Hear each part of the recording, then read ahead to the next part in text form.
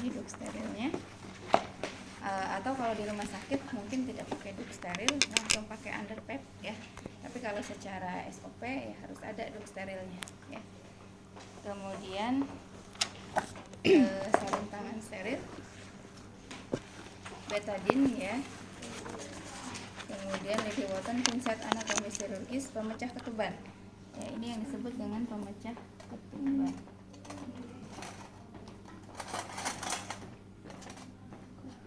Atau setengah kohlar ya. Ini pemecah ketubannya.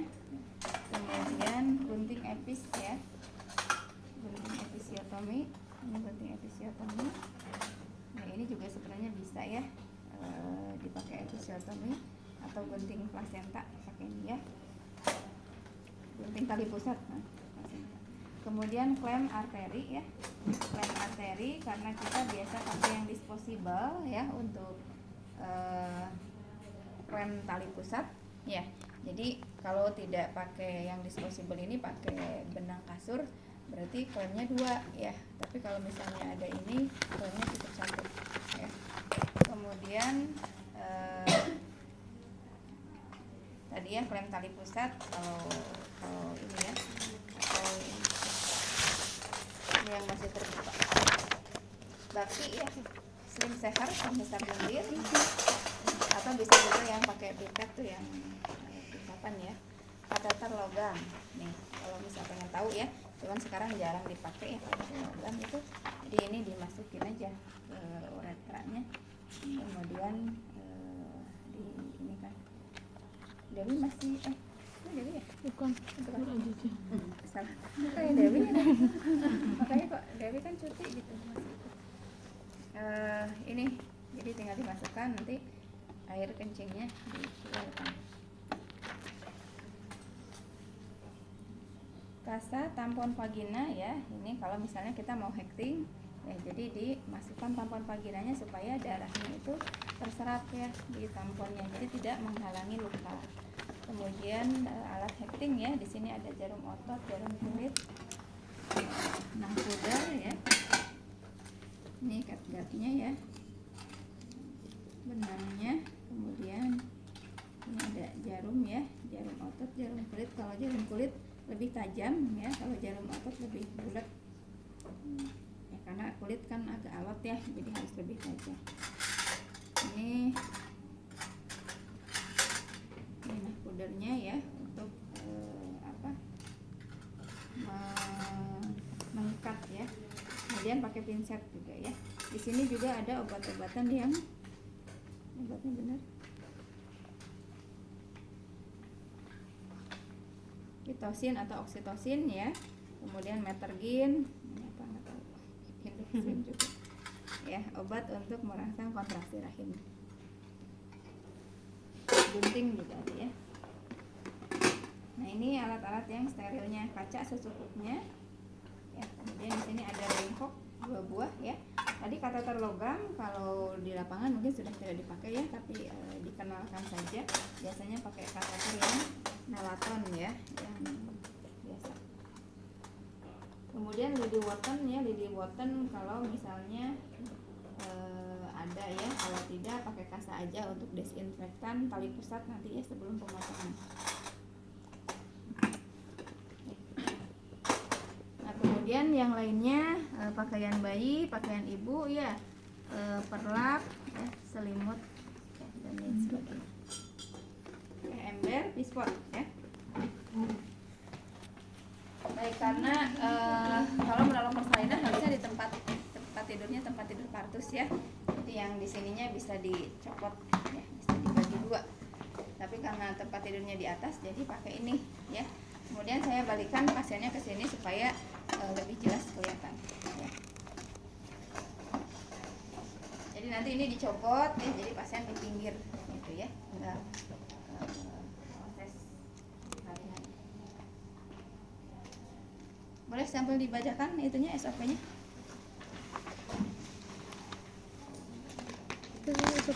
Ya, persiapan alat. Ya, persiapan alatnya tadi sudah ya. Kemudian Jaga privasi. 1 orang aja.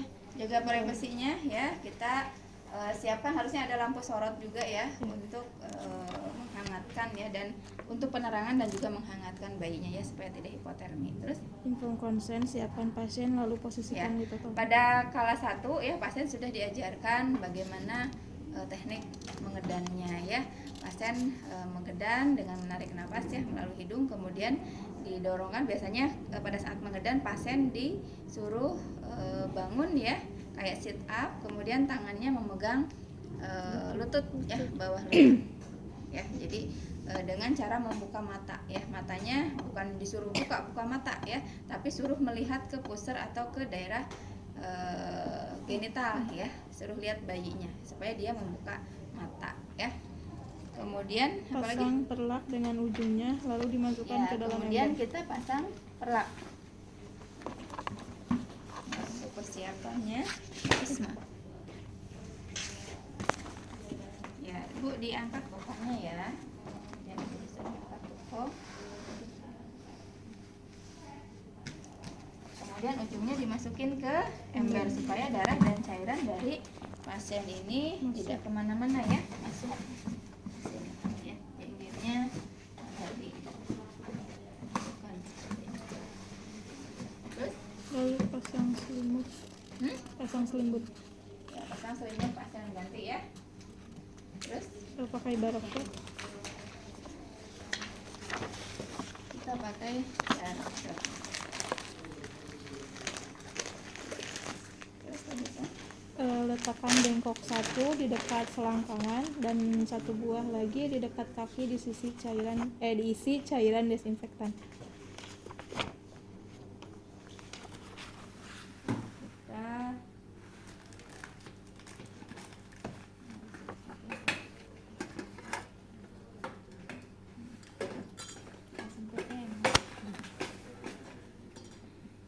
kita ya, kita buka ya.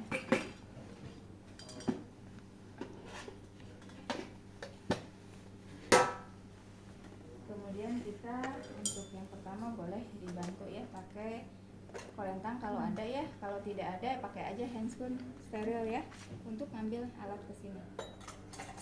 Atau apalah, kalau ada pinset steril ya boleh pinset steril.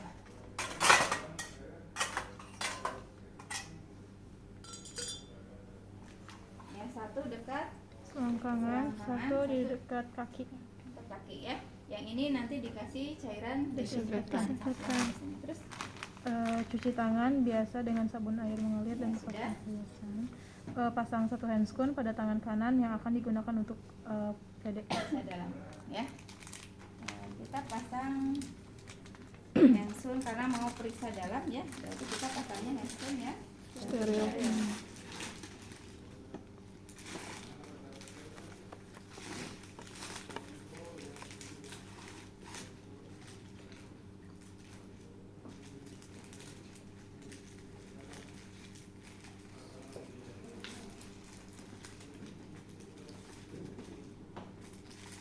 Ya, sebenarnya satu handscoon juga tidak masalah ya, dipasang satu handscoon saja dulu.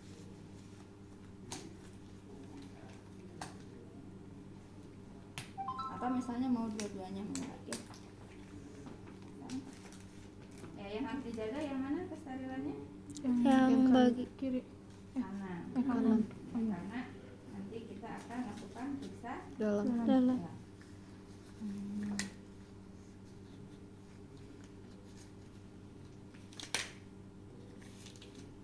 Terus Melakukan perawatan perineum. kita lakukan perawatan perineum. Tadi yang Kanan. kiri harus yang kanan harus dipertahankan ya. Ini sudah diisi cairan sublimat ya. Kemudian kita ambil untuk perawatan perineum berapa? 5 ya. 3, 4, 5 ya. Kita peres ya. Karena ini kita pertahankan steril. Kalau steril kita bisa langsung ambil ke sini ya. Kita pakai pinset ya untuk pulpa hygiene-nya ya. Ibu ini dibuka ya, kemudian kita lakukan pulpa hygiene ya, lindungi ininya ya, labia mayora yang jauh dari kita kiri. dulu ya, yang kiri, kemudian labia mayora Kanan. ya, kemudian kita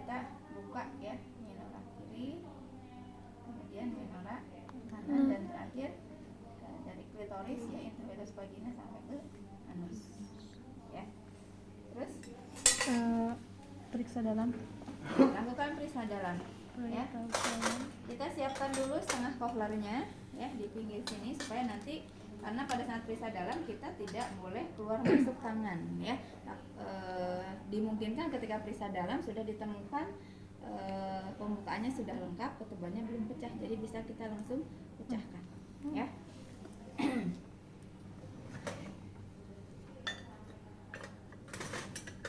Ya, kita ambil betadinnya, diisi ya, betadin. Kemudian kita lakukan periksa dalam. Walaupun di tangannya steril ya, tapi kan saluran genitalia perempuan kan tidak steril ya. Iya. Jadi untuk mencegah terjadinya infeksi, kita desinfektan dulu ya tangan kita dengan dicelupkan ke betadin. Ya. Kemudian kita lakukan periksa dalam. Ya, tangan yang kiri itu posisinya di daerah fundus. Ya, di fundusnya. Cara periksa dalamnya kemarin sudah kan ya. Satu tangan dulu masuknya ya, ibu tarik napas bu ya, diatur napasnya, tarik napas, masukin. Nah ketika masuk ini kan kita periksa ya daerah vaginanya, ada massa atau tidak, ada hambatan atau tidak ya. Kemudian elastisitasnya juga dirasakan ya. Kemudian tangan kita masuk ya, nanti ke dalam kita ketemu apa? Serviks ya. Kita periksa pembukaan serviknya berapa, kemudian kaku atau tidak ya. Kemudian tipis apa tebal, sudah membuka sempurna tidak ya, tadi pembukaannya berapa. Kemudian ke dalam lagi diperiksa cairan ketubannya utuh atau tidak ya. Kemudian bagian presentasi janinnya apa ya, ke dalam lagi dicek molasenya yang kemarin ya. Nah sudah ketemu, ternyata ditemukan pembukaannya sudah lengkap tetapi ketubannya belum pecah, maka kita lakukan, nah ini agak di kesiniin ya, biar kita lebih dekat gitu ya, tangannya lebih bisa meraba dengan bebas ya. Pada saat meraba pembukaan kemarin ya, ini yang main itu yang di atas ya, kita lihat pembukaannya berapa. Nah tadi pembukaannya sudah lengkap, kemudian ketubannya belum pecah. Kita pecahkan ketuban, tangan tetap di dalam ya, kita ambil setengah kohlernya ya. Kemudian selipkan di tangan kita, posisi pengaitnya itu ke sini ya, ke dalam, supaya tidak melukai janinnya ya. Jadi di seperti ini, nanti ketika sudah di dalam baru dibalikkan ya. Untuk ketika masuk ini ada pengaitnya disembunyikan di Pijit sela-sela supaya tidak menggores vagina ya, melukai vagina atau bagian janinnya. Jadi kesinikan dulu ya, sudah di dalam baru dibalikkan ya, karena nanti dipakai untuk mengkait selaput ketuban, memecahkan selaput ketuban ya. Jadi seperti ini ya, kemudian diinikan ya. Ketika pemecahan ketuban ya, kita tangan kita lindungi ya mata kita, hidung kita dari cipratan air ketuban ya. Kalau misalnya idealnya harusnya kita pakai kacamata Google ya, untuk menghindari tadi ya, nah terkontaminasi oleh darah dan cairan pasien. Kita halangi aja gitu, kepecahkan, kemudian ditampung ya, dilihat jumlahnya, warnanya, baunya ya, karakteristiknya normal tidak ya. Kalau misalnya berwarnanya kehijauan, bahkan mungkin bercampur mekonium ya, kemudian mungkin bercampur darah ya. Kehijauan biasanya kalau kehamilannya sudah lebih ya, sudah ada infeksi di situ, ada serotinus ya. Nah setelah ini ketemu ya biasanya kan mules ya, tambah mules setelah dipecahkan, bertambah mulesnya, keinginan mengedannya lebih kuat ya. Nanti pasien akan ngeden ya bu ya, dihemat aja. Kalau memang sudah kuat sekali mulesnya baru ngeden ya, dia ngeden. Posisi normal, posisi idealnya itu mukanya di bawah ya, kalau di sini gini idealnya ya. Ketika ngeden ya, dia turun gini ya, biarin aja sebelum terlihat crowning. Crowning itu presentasi sudah terfiksasi ya di jalan lahir ya, sekitar 5-8 cm sudah kelihatan ya. Nah hilang ngedennya, masuk lagi gitu ya, nanti ngeden lagi, terus aja seperti itu.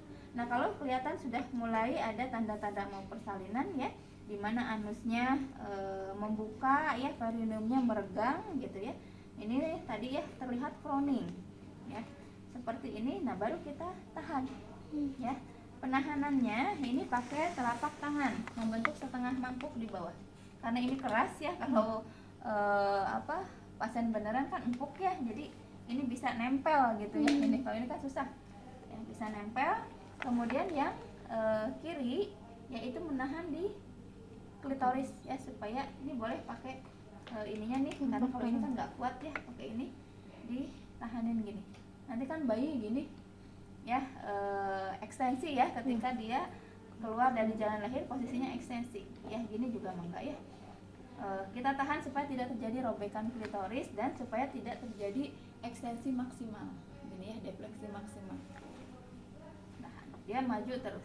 Nah, kalau misalnya kita ada indikasi untuk dilakukan episiotomi, misalnya ketika diraba gini ya, ini sepertinya kurang elastis ya perineumnya, atau mungkin bayinya besar ya, atau mungkin ibunya dengan komplikasi hipertensi, preeklamsia atau eklamsia, biasanya nggak boleh ngeden ya, kita lakukan episiotomi.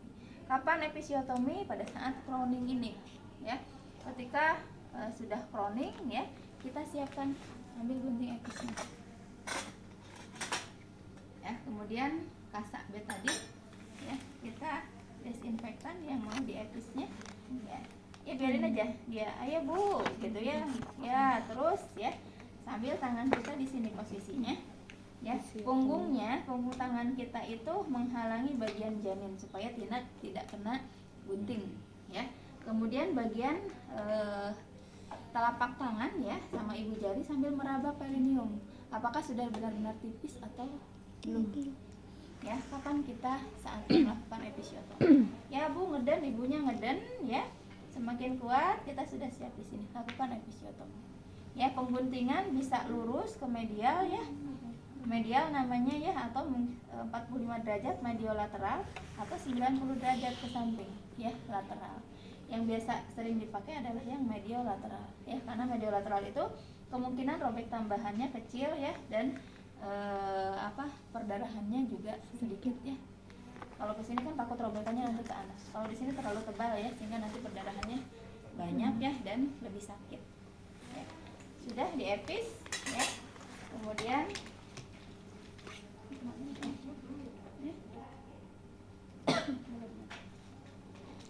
ininya ini di bawah ini bawah selimut.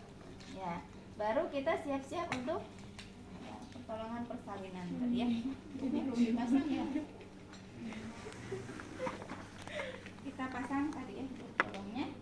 Ya, kemudian dipasang kain sterilnya ya. Tadi harusnya di awal ya. Lewat baca ya di sini. Sebelum tadi ya. Kalau sudah dipecahkan, ada sterilnya di terakhir ya, dipasang ya, kemudian tadi ya bolongnya steril dulu. baru epis tadi ya. itu Kalau di lapangan ya, misalnya pakai underpad ya, pakai aja underpadnya. Kalau kita sudah pakai hand steril bisa pakai, minta tolong asisten untuk dipasangin di bawah ya. Sarung tangannya tadi ya habis PD ya, kalau memang langsung ya memimpin ya langsung aja pakai sarung tangan itu yang steril itu ya. Kalau misalnya masih lama ya dibiarin dulu, masih keluar masuk, boleh kita ganti sarung tangannya ya. Ceritanya ini pakai asisten ya, dipasang underpadnya. Nah kalau di lapangan di rumah sakit biasanya kain sterilnya nggak ada, langsung underpad ya, yang dipakai. Underpadnya bisa diganti ya, karena udah banyak tuh tadi pemecahan ketuban ya, udah banyak beladisau, bisa pada saat persalinan ganti dengan yang baru ya. Nah tangan kita hanya menahan saja, balikin nanti. Nah, kita tahan seperti tadi, ayo ngeden ya, ayo bu ya, ibunya suruh bangun ya bu ya, dilihat ya ke sini, lihat nih bayinya udah keluar ya. Nah ngeden ibunya, nah nanti sudah keluar seperti ini, jangan lupa kita usap ya, keringkan mulut dan hidungnya ya, pakai kasak ya, mulut dan hidungnya kita keringkan, Kemudian kita cek lilitan tali pusat. Ya, ada tidak lilitan tali pusat? Ya, kalau misalnya ada, longgar bisa dikeluarkan, kita keluarkan. Ya, kalau misalnya banyak lilitannya, kemudian kuat, ya boleh kita klem, ya, ambil klem 2, ya, ini, ya, kita klem, nanti pasang klem lagi, nanti gunting, ya.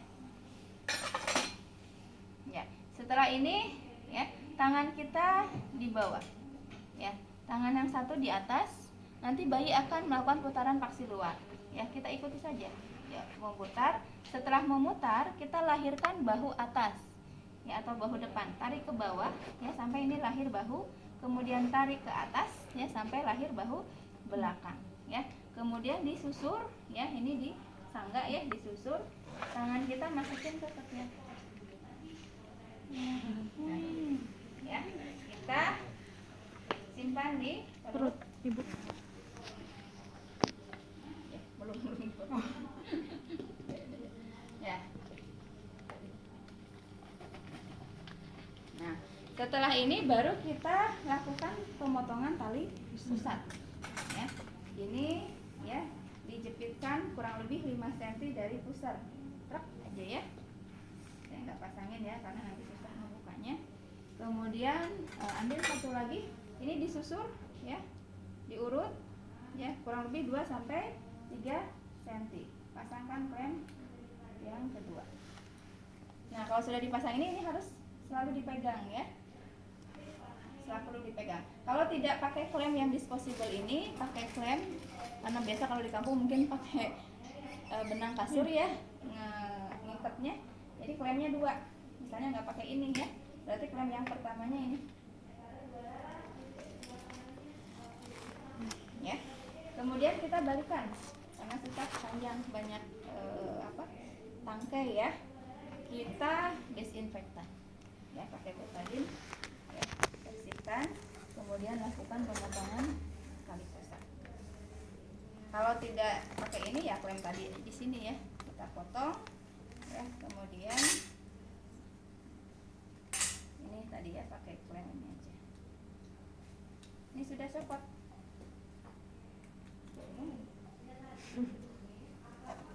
Ya, jadi nanti tinggal tali pusatnya aja di situ, ya.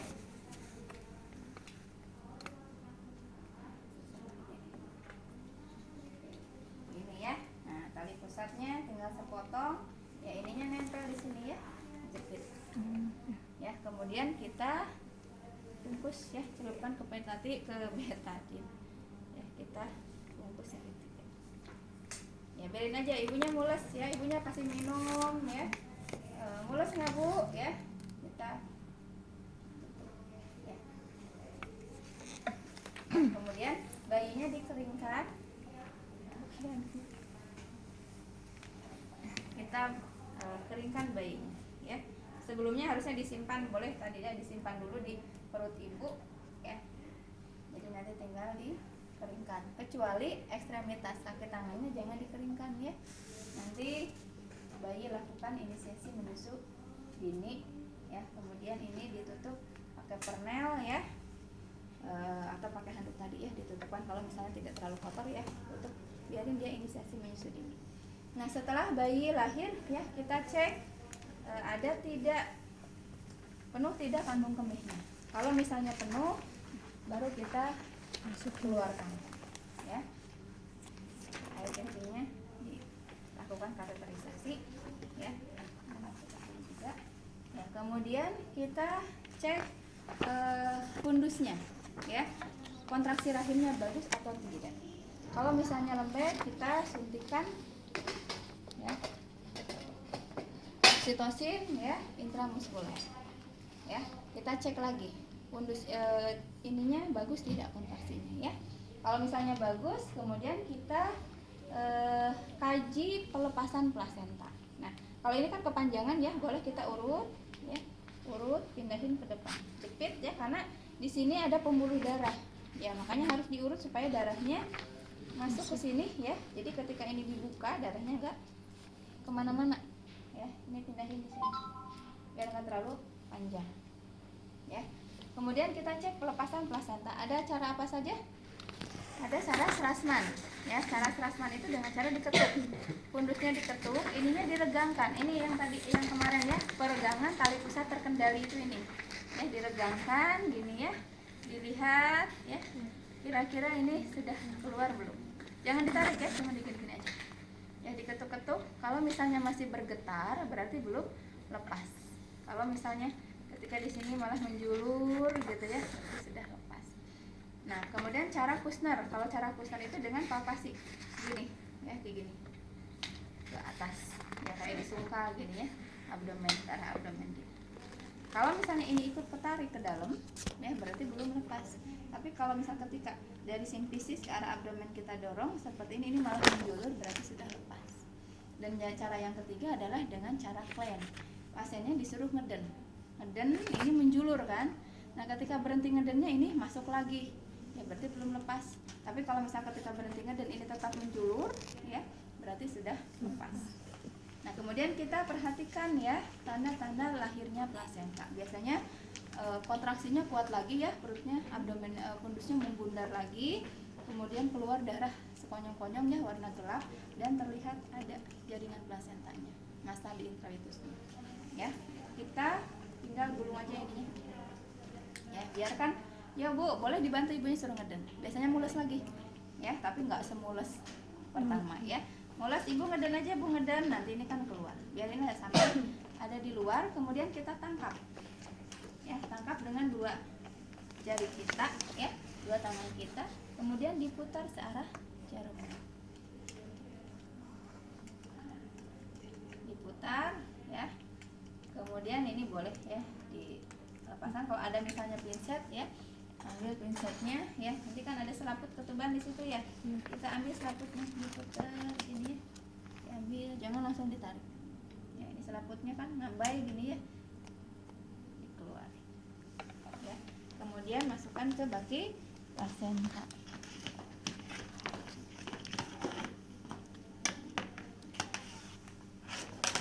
Yang pertama di sini yang harus kita perhatikan adalah keutuhannya, kelengkapannya dulu ya. Nanti pengkajian lebih lanjutnya nanti setelah ibunya selesai. Lihat utuh atau tidak. Kalau misalnya selaputnya utuh, tidak ada robekan, kemungkinan kecil ada yang tertinggal. Tapi kalau misalnya ada robek, ya kita buka aja, ya. Tadi dibuka, kemudian diraba, ya. Kira-kira cekungannya itu seberapa besar? Berarti segitu, sebesar itu jaringan kotiledon dari plasenta ini yang tertinggal. Ya. Kalau ini segera dikeluarkan, ya, dicari tadi yang tertinggalnya ya, yaitu kita eksplorasi ke dalam pakai kasa ya, dikeluarkan ya, nanti dilihat jaringan-jaringannya ya. Kalau misalnya hancur ya diperkirakan aja sebesar itu dikumpulin gitu ya, sebesar itu enggak, karena sedikit pun yang tertinggal nanti akan menyebabkan terjadinya perdarahan, ya. Jadi harus dikeluarkan sampai bersih ya jaringannya, jadi hanya darah cair aja ya, nggak ada gumpalan-gumpalan atau sisa-sisa jaringan. Keluarin ya. Nah, kalau sudah bersih ya, baru kita lakukan hecting ya. Nanti ini boleh dikaji lagi ya. Kita lakukan hecting tadi ya, karena pasiennya di epis ya. Masukkan tamponnya. Ini harusnya ada tali ya, tali benang kasur ya, panjang ya. Jadi talinya dikeluarin aja. Benan ini masuk aja ke dalam. Ya, untuk ngedep darah yang keluar itu nanti keserap ya sama tampon ini sehingga tidak menghalangi luka ya. Kita lihat lukanya, kemudian kita lakukan hecting penjahitan. Ya. Setelah selesai kita cabut. Ya, biasanya kan keluar darah ya. Kita bersihkan aja. Ya, kita bersihkan. Setelah bersih kita cek apakah anusnya terjahit atau tidak ya. Lihat lagi kalau misalnya masih ada darah yang keluar ya, segar gitu ya, berarti ada luka yang belum terjahit ya. Kita cek anusnya terjahit atau tidak. Kita masukkan ya jari kelingking kita ke anus. Kita masuk, kalau jari kita bisa masuk berarti tidak terjahit. Kemudian agak diangkat ya supaya melihat dari sini, dibuka ya, melihat jahitannya sudah bagus atau tadi ya ada yang belum terjahit ya. Nah, setelah ini baru kita bersihkan ibu ya. diambil waslah ya, kemudian ibunya dibersihkan ya, bersihkan semuanya ya, ininya juga diambil ya, kemudian dimasukkan ke tempat yang kotor ya, ini jangan di sini, tempat yang kotor ya, kemudian ya ibunya dilap-lap, dibersihkan semua, ini kayunya juga diambil ya.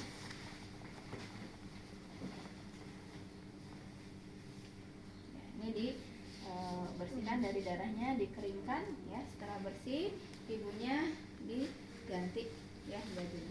Tadi setelah plasenta lahir, kalau misalnya kontraksinya kurang bagus ya, boleh kita suntikan lagi metergin ya, supaya kontraksinya bagus ya, tidak terjadi perdarahan ya. Ibu ganti bajunya ya, tadi bayi biarkan aja minimal 1 jam ya. Kita boleh tadi cek ya plasentanya, ini udah ya, kita cek ya panjangnya berapa, kan normalnya ada di situ ya, beratnya kira-kira ya 550 sampai 600 gram, kemudian tebalnya ya sekitar 2 sampai 3 cm ya, kemudian diameternya 16 sampai dengan 20 ya. Lihat juga nih insersinya di tengah atau di samping ya, tadi kelengkapannya ya. Setelah itu ya baru ini dimasukkan ke pesek ya, ke pendil, kasihkan ke keluarga.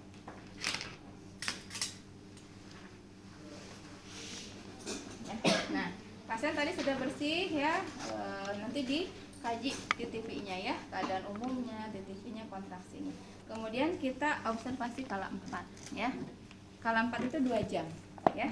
1 jam pertama ya, setelah bersih kita observasi perdarahannya. Pasiennya, ini bayinya kalau sudah 1 jam ya, bayinya nanti biasanya diambil oleh perawat peri ya, dilakukan penimbangan ya, penimbangan berat badan, panjang badan, kemudian dikaji ya, kasih obat tetes mata ya, itu biarin aja ya, ibunya makan minum ya, didampingi keluarganya. Setelah 1 jam ya, kita cek lagi ya, berapa jumlah perdarahannya. Kalau ada perdarahan berarti segera dilakukan tindakannya, kalau tidak kita lanjutkan ke 1 jam kedua ya. Kemarin kan tanda vital diukur ya, semua kontraksinya gimana ya, nanti dicek lagi perdarahan. Kalau tidak ada perdarahan ya, boleh ibunya dipasangkan pembalut ya, pasang pembalut celana, udah langsung setelah itu dipindahkan ke ruang ya. Udah selesai alat, nanti dibereskan semuanya ya, tadi karena pasien